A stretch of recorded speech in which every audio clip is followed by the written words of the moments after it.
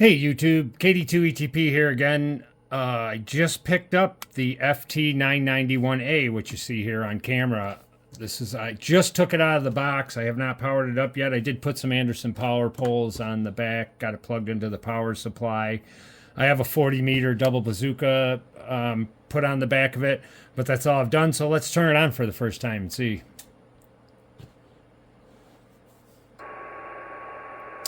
So, well, worked out good because it's on 7 megahertz. Well, that's interesting.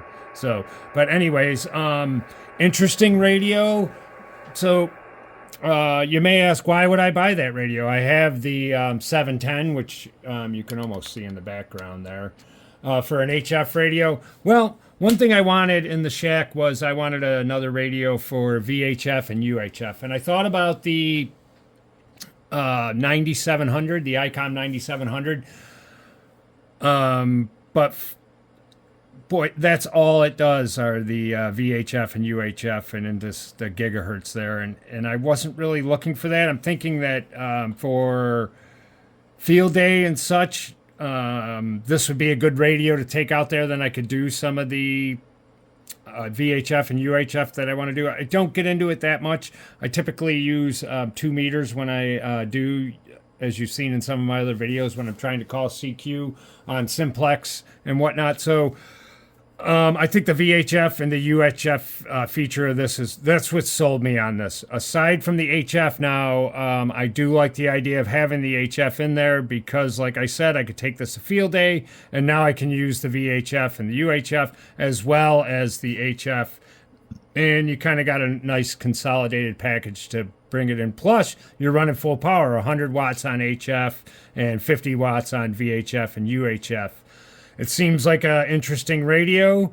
I'll have to play around with it a little bit. You can see what the waterfall looks like on that. Let me give you a close-up here and a comparison between the two.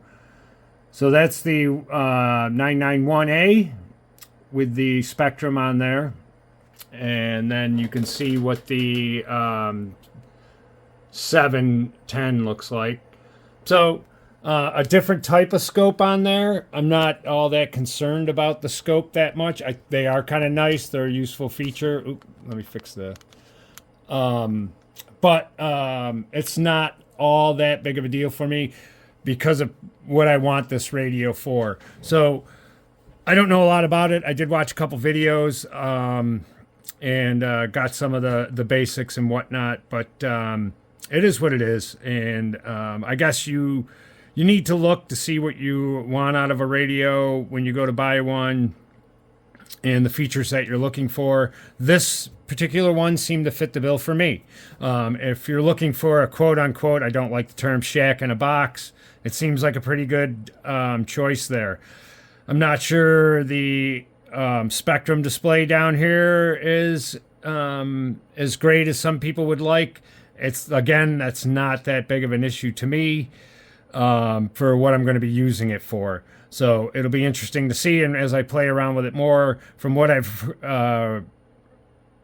read and heard, there's not much adjustment you can do to that, like you can with, like, for instance, the 110 or 710, as well as, like, say something like the ICOM 7300. But like I said, I do like the fact that it's got the VHF and the UHF in it, and that's why I got it. I'm going to program a bunch of repeaters in. I also want to start getting into doing some more single sideband work on some of the VHF and UHF and playing around with that a little more. So I think this radio is going to fit that bill just fine for me. Some notable features. This one does have a tuning knob adjustment, so it spins fast, and then you spin the second knob here on the inside, and then that slows it down. I think I'll probably keep it wide open. One thing of note, this is the multi-knob, which on the 710, it's called the function knob up here. So a different designation for that. The screen looks a little different. Obviously, you can see between the two. You see the power meter here, the signal strength meter there. It's on power now, by the way, for the output. And you can see the difference on the 710. I'll show you that. That's got more of a needle that goes back and forth like that. This one has the bars, let's say, that go up and down. So that's a noticeable difference. I can't wait to play around with it. I'll show you some more. Obviously, like I always do, I like to get a feel for the radio and actually use it so I can speak more intelligently about it. I never been a big fan of somebody getting a radio and then trying to give you all this information when they really, without actually utilizing it, maybe they don't give you all the information they could. So, but a couple things I did notice, like this clarifier knob is pretty stiff right out of the box, and I'm not sure if that's intentional or not, because you don't want to knock it when you're playing around with these other ones. They seem to move a little more freely. The multi knob here is a step knob, let's say. It's got the clicks on it. These knobs are just smooth spinning knobs like a VFO. None of them are two dual knobs where there's no push button on them. I did notice that. I like this little signal up here for receive, and then apparently when you transmit, let me see, I got a microphone here. A little transmit beacon comes up. So let me run up here, get up to part of the band that I can actually transmit on. Now, I know I got a 40 meter double bazooka on here, so I can transmit without having to worry about tune, but there's a tuner on this. The tune button's right here. Just push and hold, of course, just like them all. And as you can see, that little transmit button came up. So this tuner seems to take a little longer than like the one, for instance, on the 710. But again, that's not a big issue for me. I don't know, if you're one of those people who need to have a super fast tuner, maybe you might want to get an external tuner for it. I personally haven't had any issue with the with either of the tuners. Interesting. So anyways, I got to learn some of the things on this, but let me take a look here.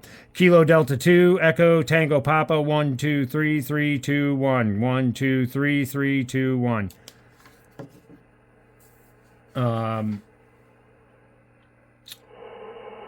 Take this down here. Sorry, I got playing around my other radio, but I'm on another frequency, so I didn't jam it too hard. I was only about 20 dB over, but anyhow, you can see that the power output was good on this. It seems like the mic works pretty good, and I'm not sure if the processor's on or not. You got your functions here. This is a touch screen. Apparently there's other items here that you can go to.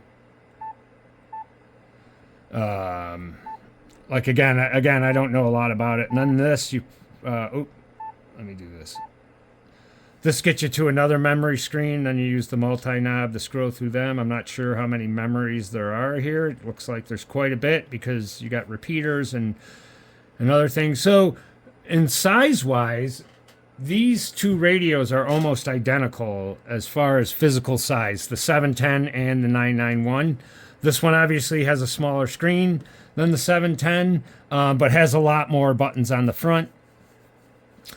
And I believe this actually weighs a little bit more than the 710. So I can't wait to play around with it. I'm really excited about it. Like I said, I want to try and get into doing some more 2 meter and 440. Okay, so there you go.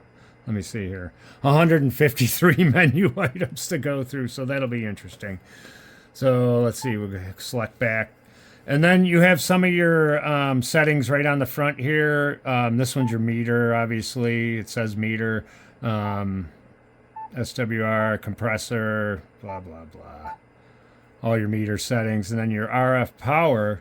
So I believe now that I'm on RF power, I can, yes, use the multi-knob to dial that down.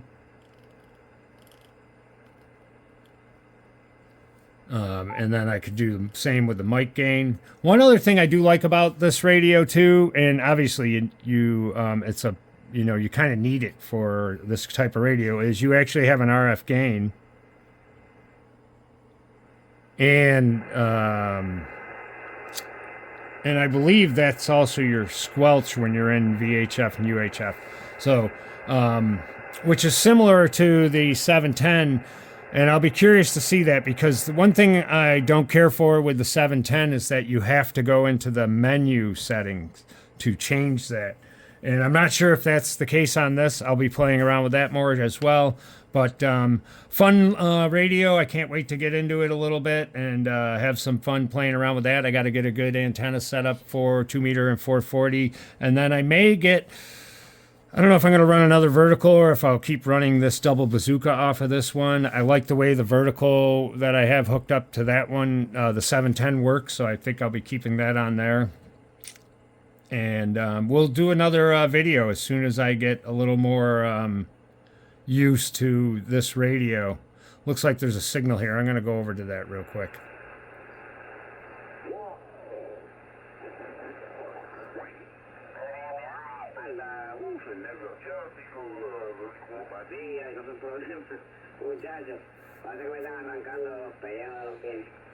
So interesting the way the numbers are set up on here, whereas on my other radios, it's 7 dot, say 196.90 goes 3 numbers past. This only goes 2 numbers past. I don't know if that's something I can change or not, but we'll find out for sure as far as that goes. And I also want to see what I can do with the display. Is there more stuff that I can do with the display? Kind of set it up some way better, maybe, that I would like it. I don't know. Again, that's a video for another day. I just wanted to show you the radio, and we'll be getting into it further as far as its functions and all the settings. And again, like I said, I'm excited about it. I can't wait to get on the air with it. And I think I'm going to have to bring this one to Field Day this year too. So I'm going to be running 3 radios at Field Day. Of course, I always bring too much stuff, but this Field Day I'm actually going to use for a more of a testing day than anything else. With the QRP radios, the X6100, the 818, as well as currently now the 991. I'm going to try and get a, not only do I have a collinear VHF, UHF antenna to put up vertical, I'm going to try and put a small beam up as well, so I can do some single sideband work with that. And see if we can get out and make some contacts on VHF and UHF. I'll also be playing around with that on the 818 a little bit, just as a comparison maybe. And I don't know. We'll go through. We'll have, like I said, I'll have several radios set up. We'll be checking them all out. I did buy some filters this year, some bandpass filters, so that hopefully we're not talking over each other and blowing up each other's radios when we're close. I got a 10 meter one, a 40 meter one, and a 20 meter bandpass filter. So that'll be a nice feature to have. That's something we've had issue with in the past. We have been able to negate that by putting our antennas further apart. And that helps out considerably, but it'll be nice to have the filtering in there so that we're not blowing up the front end of each other's radios. So, hey, you guys have a good day. Like and subscribe. Once I get a little better feel with this radio, again, like I always do, we'll come back. We'll do another video on that, and hopefully I'll have a good antenna set up for 2 meters and 440 for the VHF and UHF side. We can play around with a little single sideband there, see how that works out for us. But that's it for today. Like and subscribe. KD2 ETP 73.